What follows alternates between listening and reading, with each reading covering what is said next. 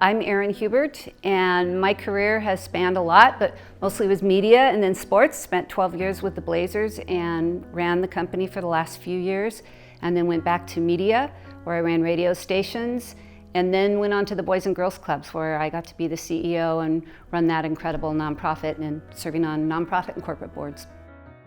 It's hard for me to define a leadership style because it can tend to box you in, but the one thing I've paid attention to in my career, always hearing about hands-on and hands-off leaders, I've always tried to have the right hands and what's called for. And if people are getting results, you get out of their way and support them. And if they're struggling, then you come in closer and help them. And so it's really about what are the hands that are needed, and that's how you show up. I'm Sarah Mensah. I'm the president of the Jordan brand, and I know Erin due to our long association working together at the Portland Trail Blazers. She means so much to me personally. She is a leader. She is a person who demonstrates what leadership looks like in a caring way. She cares about her community, she cares about her family, she cares about the teams that she leads, and she just provides such an incredible example, and did that for me at a time when there were so few women to look at that were leading in that space. My name is Joey Harrington. I'm president of the Harrington Family Foundation, formerly NFL and collegiate quarterback, now a full-time taxi driver between soccer practice and school. I met Erin through a Boys and Girls Club fundraiser. I was a 24-year-old kid who was getting dragged around and pushed and prodded, and I ended up in an event where Erin was involved, and she was immediately the person I was drawn to. My name is Megan Cole. I work at Nike North America, and I had the privilege of working with Erin Hubert at 3 different companies over 25 years. In the late 90s, when I had my first child, I was struggling with the balance of coming back to work. And I shared that with Erin, and she insisted that I work only 4 days a week. And I will say for the next 20 years when we worked together, I never worked on Fridays. I'd love to say that my experience with Erin is unique, but I have witnessed her mentoring and supporting women throughout her career.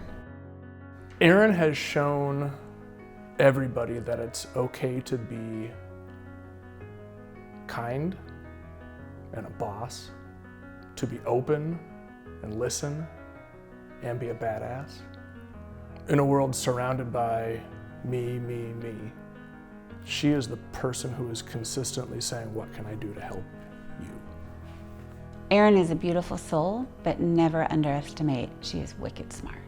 Erin's legacy is, I am certain, that within the NBA and maybe in all of professional sports, that she is actually one of the very first women who achieved leadership at the C-suite level. And you have to think about the time frame that we're talking about. It just was unheard of to see women leading in that space and doing it in an authentic way. That's what makes Erin so unique. She didn't try to mask herself or present herself as a man or copy a man's leadership style. She just was authentically her own self, and I think as a result blazed a trail for the rest of us who were also looking to be our own self. She has left behind a trail of not only success at every place that she's been, but a model of how to do things, an example of how to act, an example of how to treat people, an example of how to pay it forward. And in doing so, she's taken the focus off of herself. But I think if Erin had it her way, she'd be sitting in the back with Stan and just smiling.